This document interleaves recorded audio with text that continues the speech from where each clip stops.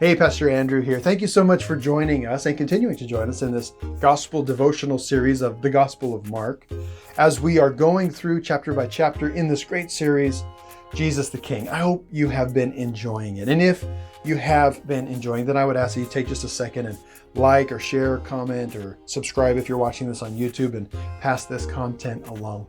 Well, we're in Mark 7, and Jesus uses an expression with this woman, this Syrophoenician woman, this Gentile woman that he's speaking with.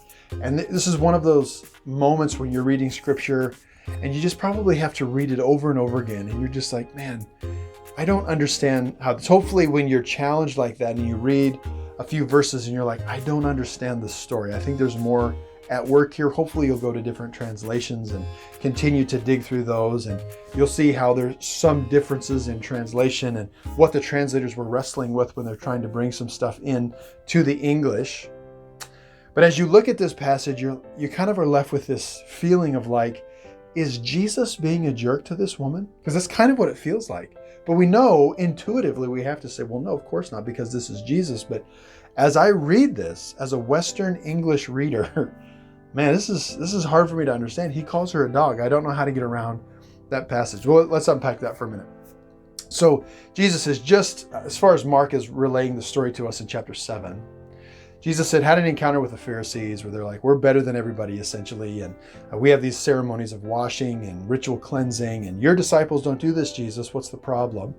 And then Jesus goes through this really cool story of, it's not about what goes into a person that defiles him, but it's what comes out, and then all this whole list of things. We talked about that a little bit in the last devotional series. But this is important that Mark puts this together in the order that he does. When you read the Gospels, all of them, and the New Testament, the way things are structured together, put together, is important. It's generally on purpose. Certainly in the Gospels, it's on purpose.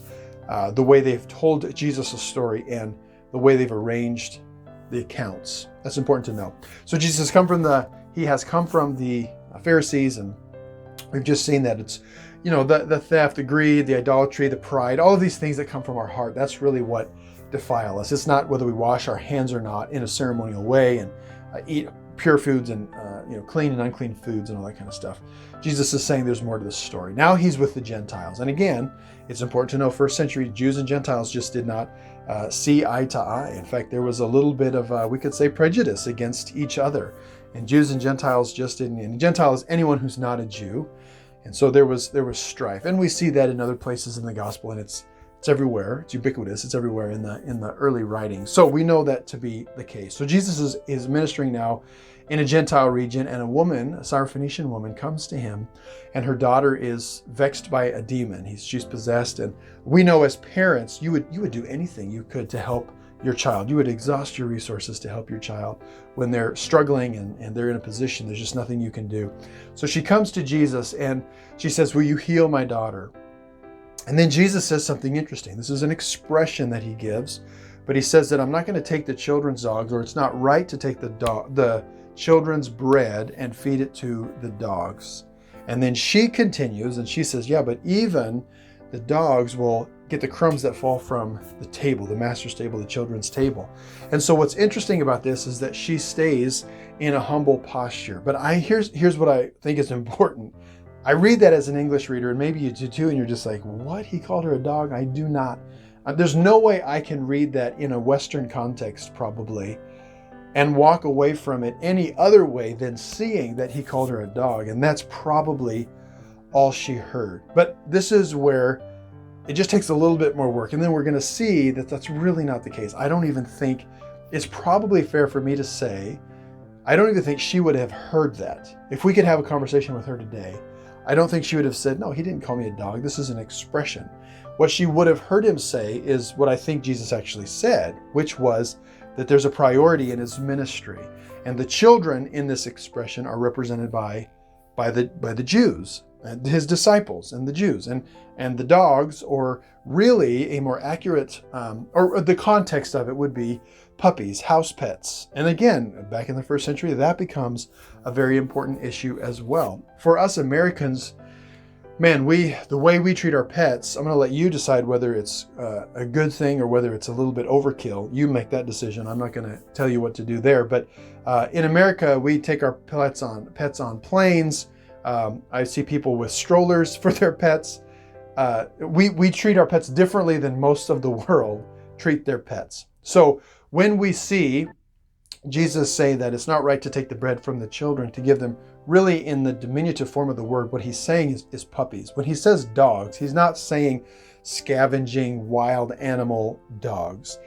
The form that he uses here is a dog, like it's a house pet, a puppy, something that's cute or adorable. It's not really a derogatory term. I don't think she would have heard it as an insult. She would have stayed on task to realize that what Jesus is saying is that his ministry right now, on his earthly ministry, his mission is to the Jews, right? He's got to teach the Jews. He's got to teach his disciples.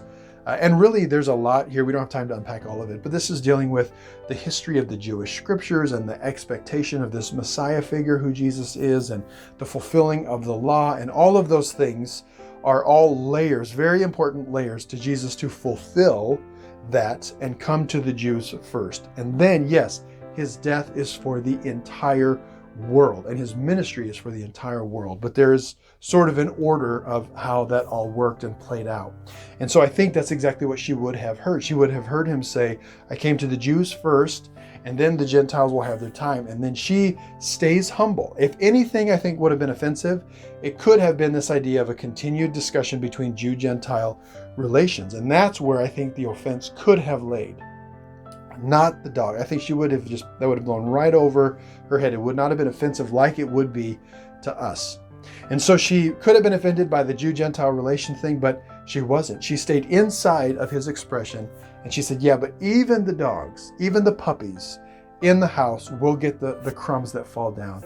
And so here you are, Jesus, ministering to the Jews, but I'll take the leftovers. That's humility. That's a really good model for us. And it's not an accident that Mark puts this story in chapter 7, how we have categorized it in chapter 7. Mark puts this story just after this whole encounter with the Jews and the Pharisees saying, essentially, we're better than everybody because we have our rituals and our ceremonies and our customs. And so we have all this stuff together. And Jesus is saying, really, you don't even understand what you're doing. You're honoring God with your lips, but your heart is really far from God. And then we move into another story where this woman's heart, she didn't have all the practices and the rituals and the ceremonies because she wasn't Jewish. She wasn't a God-fearer or someone who's converting to Judaism. That was not her story. And so here Jesus is saying, you Jews, with all of your practices, Pharisees, your lips say you honor God, but your life and your heart is not there. And now then we move into a story where this woman is so humble. So she does not have the outward appearance, right? But she has a humble heart. And she comes to Jesus and she says, yeah, but I'll take the leftovers because what you have is powerful enough. And then a really cool thing happens. The daughter is healed.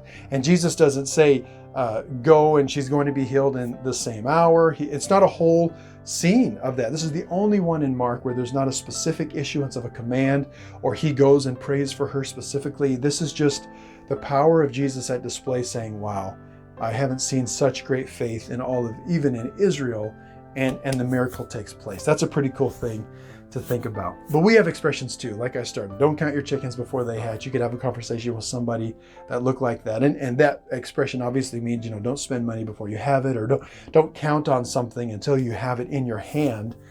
But it would be like someone saying, well, yeah, I may not be able to count my chickens before they hatch, but if I have a chicken, then I'm going to have more eggs tomorrow. So in a sense of, it may not work out for me today, but down the road, I'll get there. You see what I'm saying? She stays inside just in expression. She doesn't get offended by the expression. She stays humble.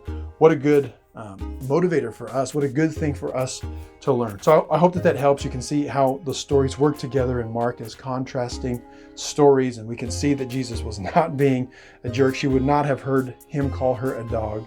But she was staying inside of this understanding of a priority. But man, the humility that she had moved Jesus. And so may we be a people who are humble, that move the hand of God and move the hearts of people, because humility is rare, but man, it's an important virtue that Christians should have. I hope that blesses you. God bless you. We'll see you next time.